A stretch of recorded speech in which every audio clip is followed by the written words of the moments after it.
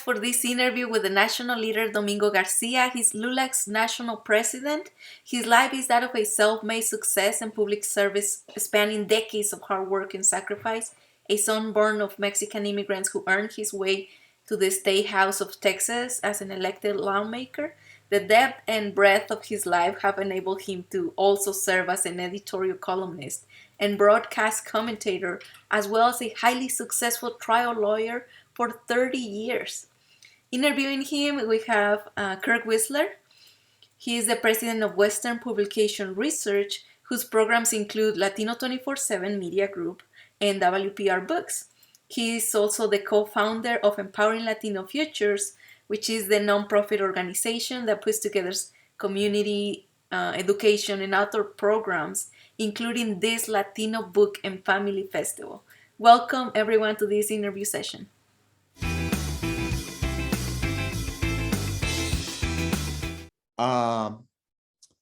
And we'll just jump right into it. Okay. Can you share an overview of LULAC's programs and mission? What can we do to help the everyday lives of every Jose and Maria, the everyday Latino or Latina who's out there, preparing your food tonight at a restaurant, picking the crops in the fields of Delano or in South Texas, that Latino or Latina who's working in the meatpacking plants across America to put that pork chop or steak or fajitas on the dinner table tonight, the ones that are the necessary and essential workers but are not treated that way. What can we do to improve their education, their pay, their opportunities? What about Jose and Maria who serve in armed forces? Are they getting the opportunities to protect and serve our country and getting promoted and getting moved up the ranks? And so they don't fall and have the harassment that we saw with the Vanessa Guillen case. So that is where LULAC is focused on. What can we do to change the everyday lives of Jose and Maria and their families? Wow, that's amazing the way you put it. I have always loved your enthusiasm for serving the community. And as you know, it's a lot of efforts, and within LULAC, you are certainly one of the few presidents that have gone beyond the request time and time again. Well, oh, go ahead. I grew up poor. I'm the son of a 17-year-old teenage Apache mom and a 21-year-old Mexican immigrant from Mexico. And so when you've had to deal with adversity, when you've been out in the fields picking cotton 100 degrees, when you started as a shoe shine boy and a waiter and a bartender and worked your way through school to become an attorney, you realize that my struggle is that the struggle, la lucha of a lot of Latinos and Latinas. When I passed my very first important bill, the Texas Dream Act, House Bill 1403, that said if you graduate from a Texas high school, you pay in-state tuition. That's where the dreamers come from. And that's why I'm still in the fight, because I want to see them across the finish line. I want them to become US citizens, and that American dream that's etched on the Statue of Liberty becomes true for each one of those dreamers. Wow. Yeah, no, you certainly sum up a lot of great things. How has things improved for Latinos in the US since the Biden administration began? Well, I was just at the White House 2 weeks ago, and I was there with 6 or 7 other prominent Latino leaders and leaders, talking to them about what are we going to do about the COVID response for the Latino communities that have been hard hit by that. What are we going to do about opening up and making sure that his cabinet and all positions in the administration look like America today, which is where Latinos are now 60 million. What can we do to make sure that Latinos and Latinas are given opportunities in terms of jobs, pay, and the support they need, as well as closing down those baby jails on the border that Trump set up, making sure that we have a humane and fair immigration policy. And that we do provide a pathway for citizenship for all the immigrants that have been in this country that have no criminal record and have been productive citizens since they've been here. Do you think we'll see a new immigration bill, meaningful immigration bill within the next year? That's going to be tough. Unfortunately, the Democrats only have a 50-50 Senate. and it just takes one Democrat to not vote. And if they're not willing to change the filibuster rule, I see that as difficult. Hopefully, there is a backdoor approach where maybe we can get the dreamers and farm workers legalized and get half a loaf and then go back and try to get the rest at some future date. Excellent. What's ahead for LULAC in the next few years? LULAC, like many other civil rights organizations, has a lot of people with a lot of gray hair. And that means they're aging. We got to find new members. Our goal is we got to get young men and women who want to make a difference, who want to get involved. And we're a legacy organization. People say, well, about the NAACP. Well, LULAC in Mendez versus Westminster, we broke segregation in California for the first time in American history. That was before the landmark case with the African-American community. So that story hasn't been told. And the authors and the movie producers and the people out there need to tell our story and our history, just like the African-Americans have done such a great job in doing with theirs. Yeah, with Mendez versus Westminster, actually the stamp for that was unveiled at one of our book festivals when it first came out. But you're entirely right.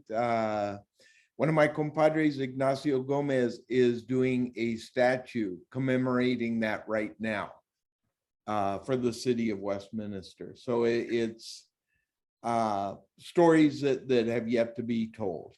I mean, like in Texas, the School of the 400 that started, in a little teaching Mexican American kids 400 words in English so they'd be better prepared to start first grade.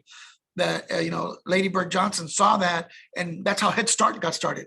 And a lot of people don't know that was a LULAC program, and that LULAC program is now how Head Start and pre-K have become national education issues. Again, that story hasn't been told. The story of Joe Campos Torres, a veteran who was beaten up by Houston cops, handcuffed, thrown into the bayou and told, swim your wetback. And his death, many years before George Floyd, has not been told.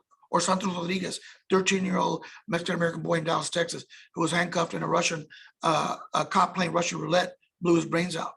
And those cops got misdemeanor offenses back in the day. Again, these are stories, both good and bad, that need to be told.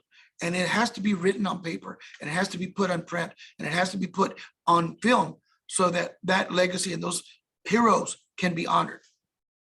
And heroines, by the way. Exactly.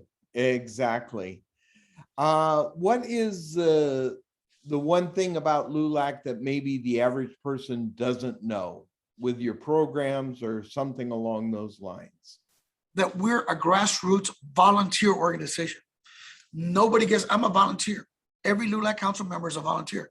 And whether they're doing little league baseball teams or selling tamales for scholarships or fighting to make sure that the doors are open so that we get more college professors or high school integration, all of those done by volunteers. We only have about 8 paid staff members in Washington, D.C. Everybody else are just volunteers, people who want to change society, who want to improve their neighborhood and want to make a difference. How can people join LULAC? Go to LULAC.org and join.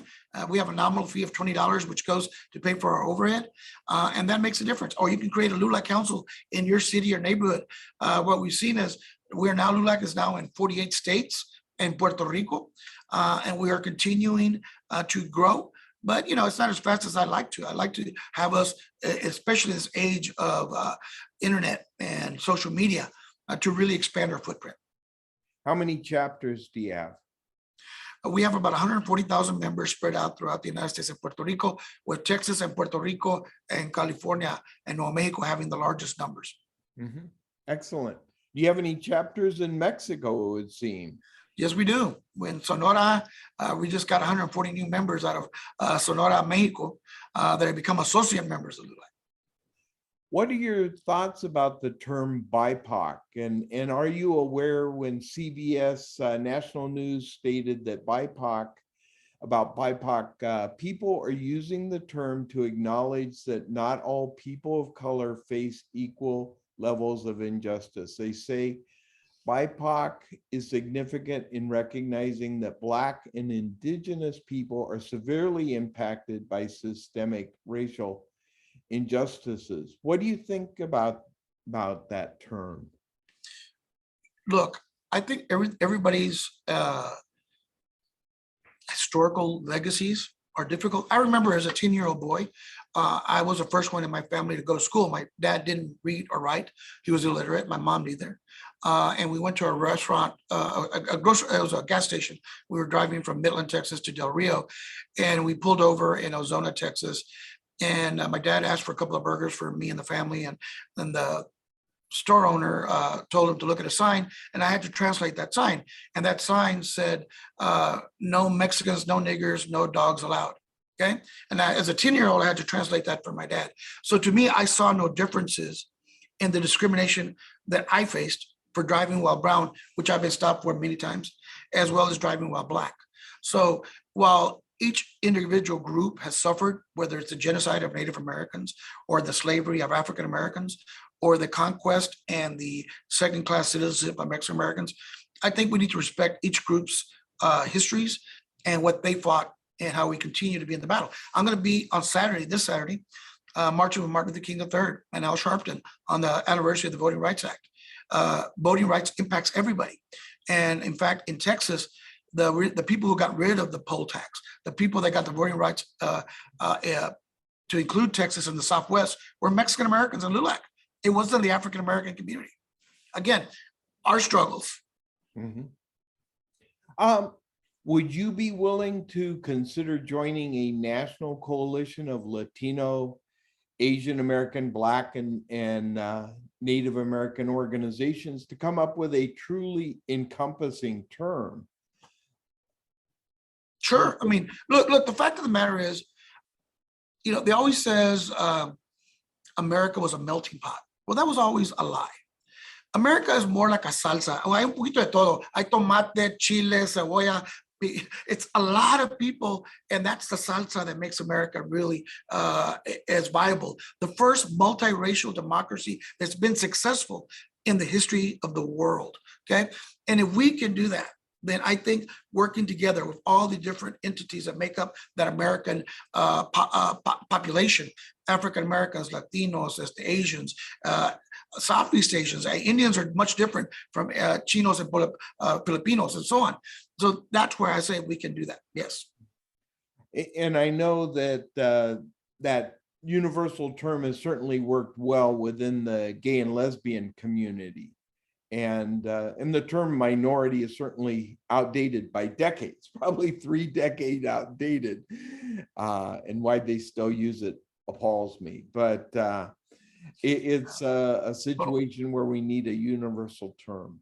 We got to wake up our community. For so long, we've been taught that we were the minorities, that we were the strangers in our own land, that we really don't deserve here. To let people know that I was on a conservative Anglo talk show the other day, and the host said, well, Mr. Garcia, welcome, because they were going to talk about the wall. And I said, Mr. Davis, thank you for having me on Minority Radio. I don't get that chance very often. He goes, what do you mean Minority Radio? I go, you're a minority in Dallas, Texas, and over a minority. This is Minority Radio. He never had that thought. And most of our people still act like we're minorities when we're majorities. And we got to get that change. And by the way, all we're talking about is fairness, not anybody being superior or inferior, but everybody being on par, being equal. No, that's wonderful.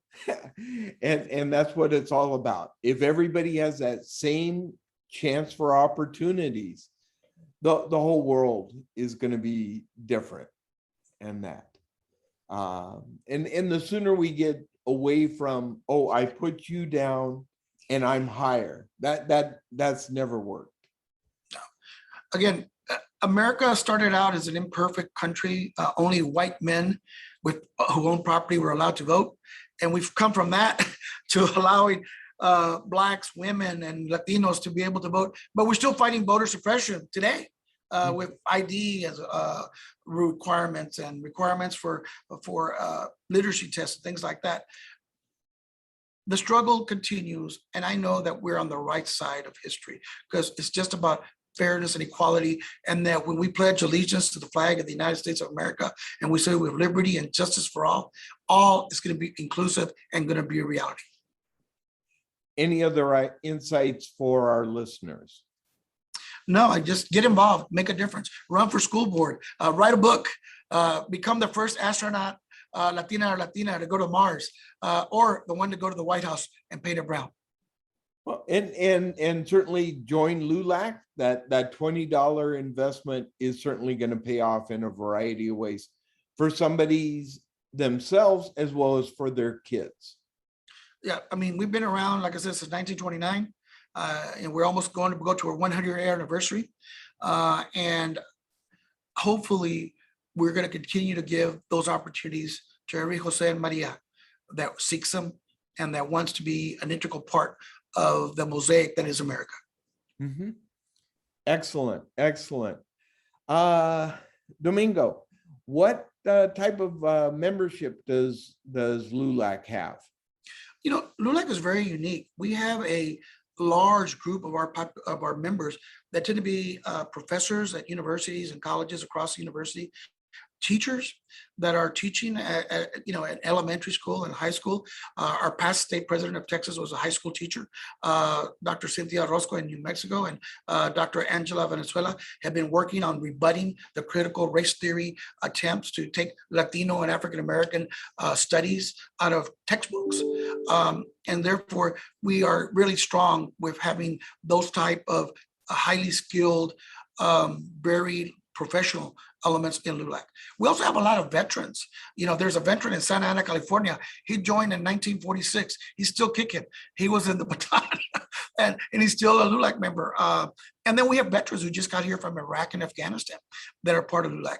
And we're fighting to rename Fort Hood for General Ramiro Cavazos, the first Mexican-American general in the United States. Fort Bragg to be renamed for Sergeant Roy Benavides, a Medal of Honor winner. Who was a special Green Beret.